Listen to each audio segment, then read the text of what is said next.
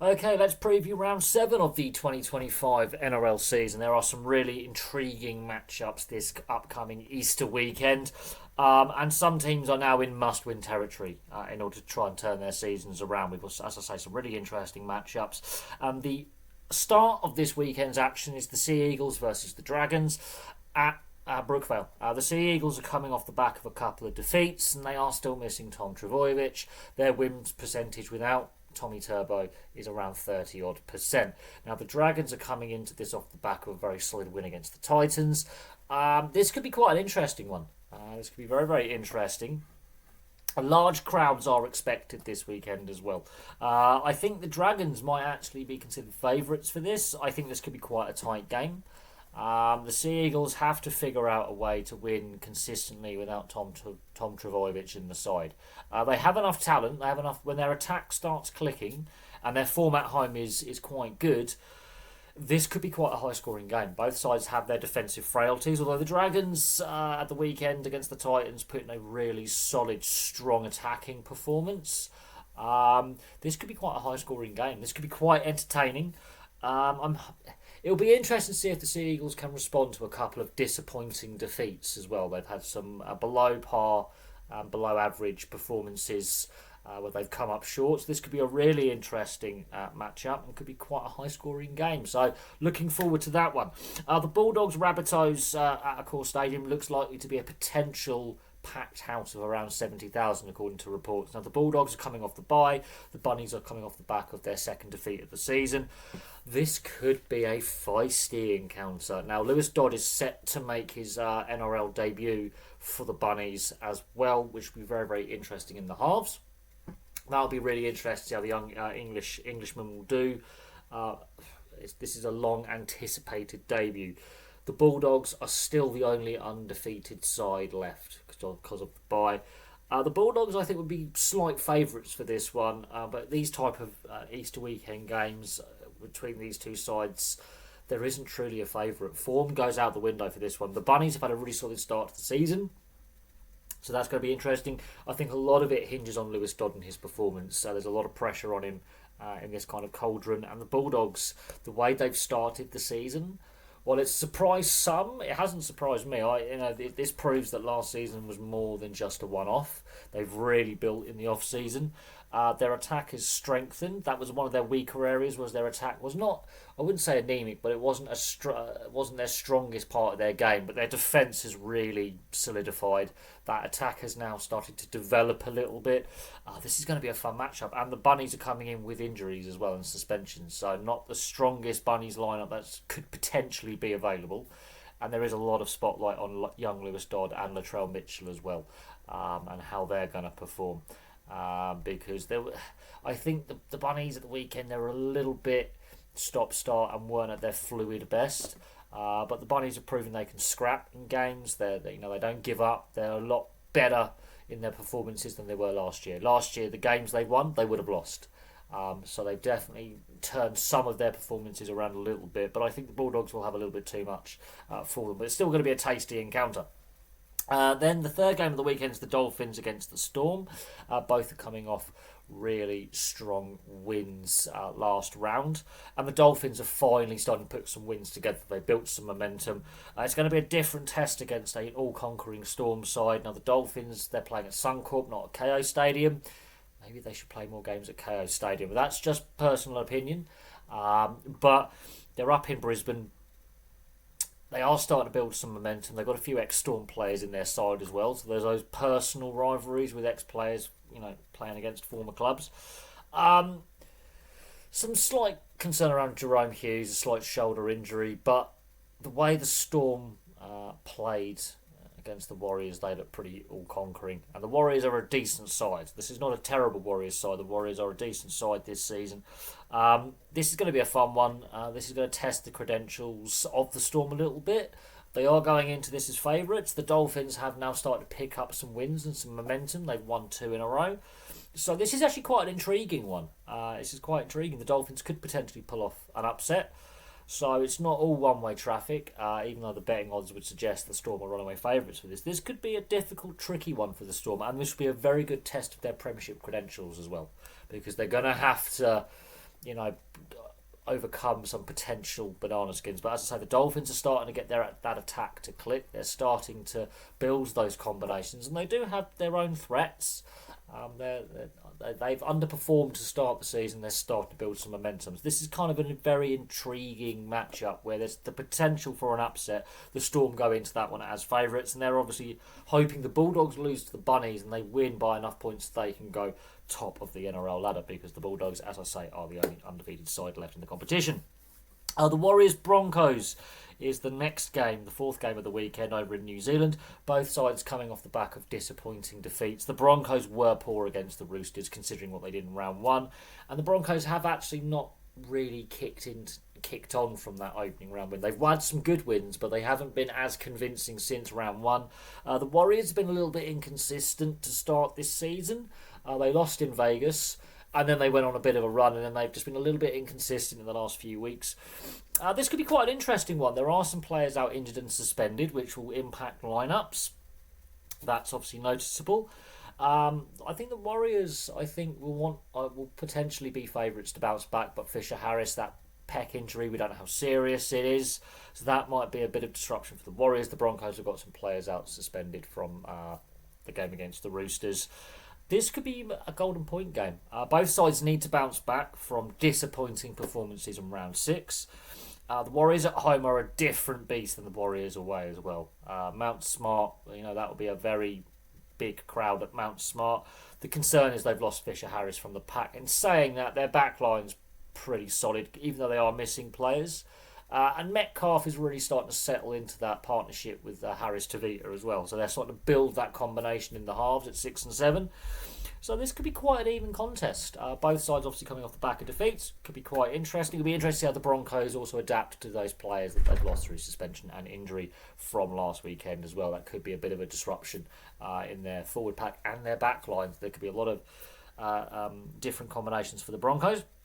The next game is the Roosters-Panthers. So the Roosters coming off the back of a win. The Panthers on this now worrying 5-game losing streak. Both sides have underperformed to start the season, which is quite worrying. The Roosters, however, coming off that morale-boosting win over the Broncos. And the Roosters have had a couple of good performances against the Broncos and the Panthers so far this season in regards to their wins.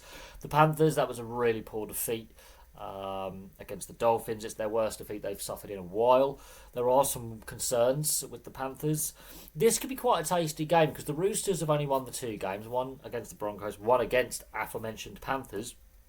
Other than that, the Roosters have been quite disappointing to start the season as well.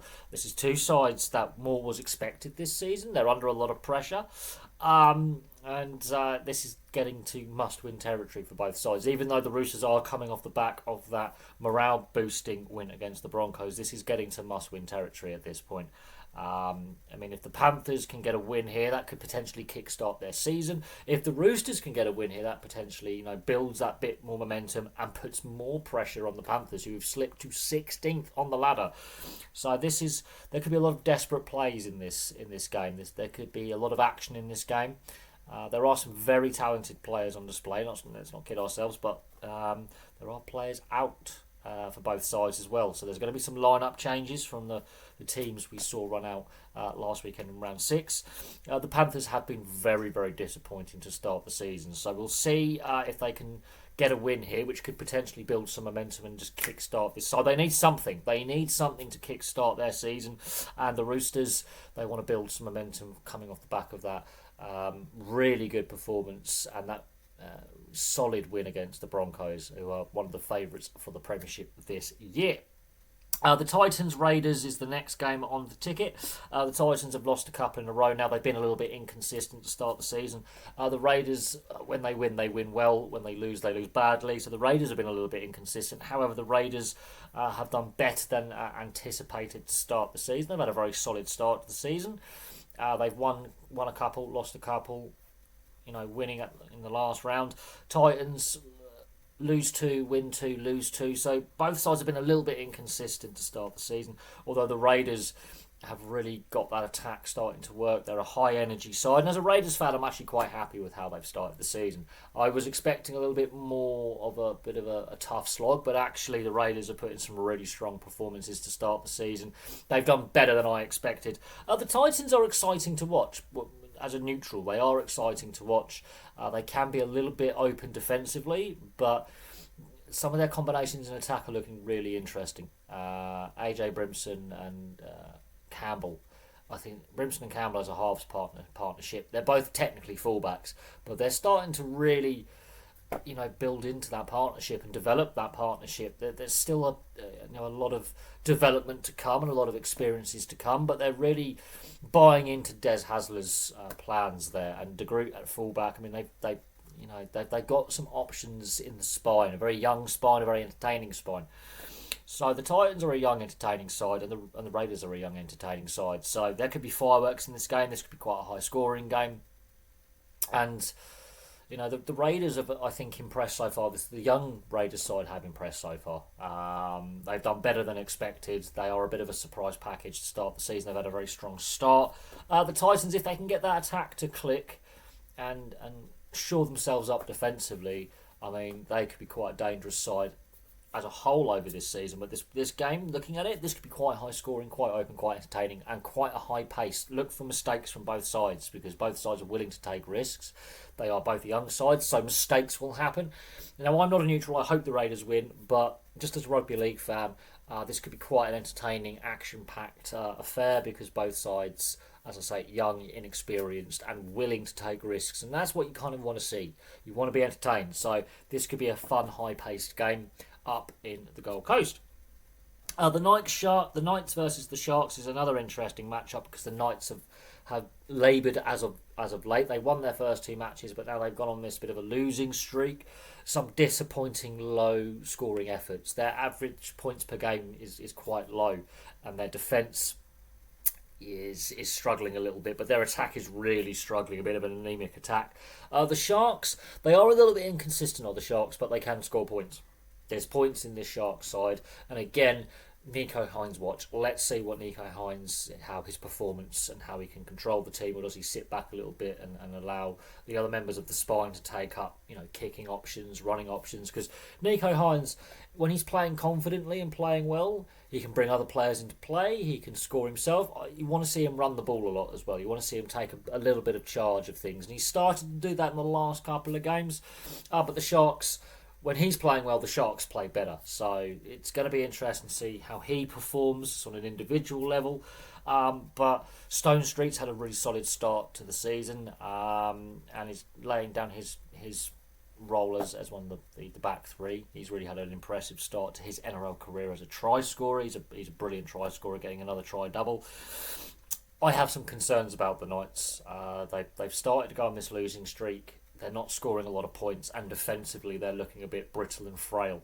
The Sharks, they need to just get a bit more consistency. They are starting to build some momentum. They have points in them, but they've got to put in an 80-minute performance. That's what I'm looking for from the Sharks. And Nico Hines, a more dominant performance and a more authoritative performance. There's no doubt he has the ability, he has the skill. It's just interesting how Trindle, when he's in the side, Hines seems a bit more subdued. But when Atkinson is in the side, Hines becomes a little bit more dominant, a bit more confident. So it's interesting to see how that partnership with Atkinson off the bench and Trindle in the halves as well, if Nico Hines can get a bit more dominant as the halves partner and take a bit more control. It's kind of interesting, the dynamic there. But he's starting to get a bit more confidence again back in his performances. And as I say, when he's playing well, the team plays well. The Tigers-Eels finishes off this weekend's action. Tigers coming off the back of another really, really good win. The Eels coming off the back of yet another 50-point hiding. So all that, slow but steady confidence-building performances, that's another heavy defeat for the Eels last weekend. They are in trouble. The Eels are in serious trouble. The Tigers, They're showing some really good signs, but then Lockie Galvin is not going to be a Tiger post next season. So that's the bombshell news that's come out of the last few hours, is that Lockie Galvin will be parting company with the Tigers within the next year or so. He's going to test the open market. He's turned down the offer of a contract extension. Will that become a distraction for the Tigers? Will that derail what has been a very positive start to the 2025 season? Much better than anticipated. They have taken that next step a little bit. They are looking a much happier, much more braver side in attack, and defensively they're much improved as well, the Tigers. So they're showing a lot of improvement. It's a shame that the way I think the Lockie Galvin contract situation has been handled a little bit. He's a young player. Could you say his agents manipulated this a little bit? Isaac Moses potentially. But hopefully he can now just focus on his performances on the field to raise his stocks. It's going to be interesting to see how the Tigers respond to that negative news that he will be leaving the team within the next 18 months. But he's been instrumental in how the team's played. Luai's back in the side as well after missing a game a couple of weeks ago. And they are starting to develop that attack, especially down their right. Their right-hand side is looking really vibrant in attack. Now, Skelton on the left wing is out injured again. He's redone his hamstring, which is a problem, which is a shame, because he's also an attacking threat in a different sense because of his size and his height. So it's a different style of winger than Taruva, who's short and stocky and powerful. But in their last game, they really showed some development on their right-hand side attack. Let's see if they can balance that attack both right and left to make it a more balanced attack. But they are starting to build those combinations. They're playing what's in front of them really well as well. The Eels, on the other hand, they are in serious trouble. And if the Tigers turn up and show what they showed in the last couple of rounds and what they've shown so far this season, the Eels could be in serious trouble for another heavy defeat. Because defensively the Eels are all over the place, and attack, the Eels, much like the Knights, just aren't scoring enough points. And I've got to do a video on the Eels and their horrific start to the 2025 season, but it makes grim viewing for Eels fans and grim reading as well. The Cowboys, they have the bye, and they've started to build some momentum as well with 3 straight wins. So maybe they didn't want the bye to come, but the Cowboys have started to turn their slow start to the season around. They've had a solid month basically. So there we go. There's a preview of round 7. So as I say, some really interesting matchups. The Panthers Roosters is a must-win for both sides. That is a real interesting matchup. The Roosters having already beaten the Panthers this season in round 2. The Panthers, I think, are more in need of a win than the Roosters.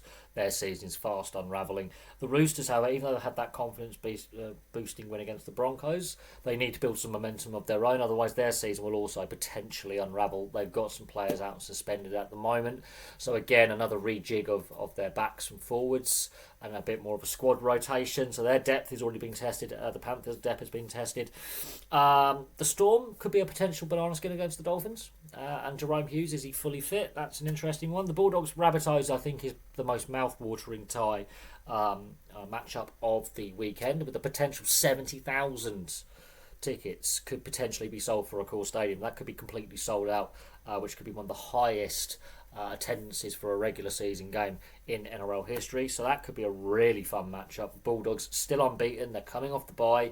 Let's see if that's impacted that momentum, but they are starting to show some really solid and laid out some signs and laid down those credentials to suggest that last year was not a one-off. They've really built well under Cameron Ciraldo.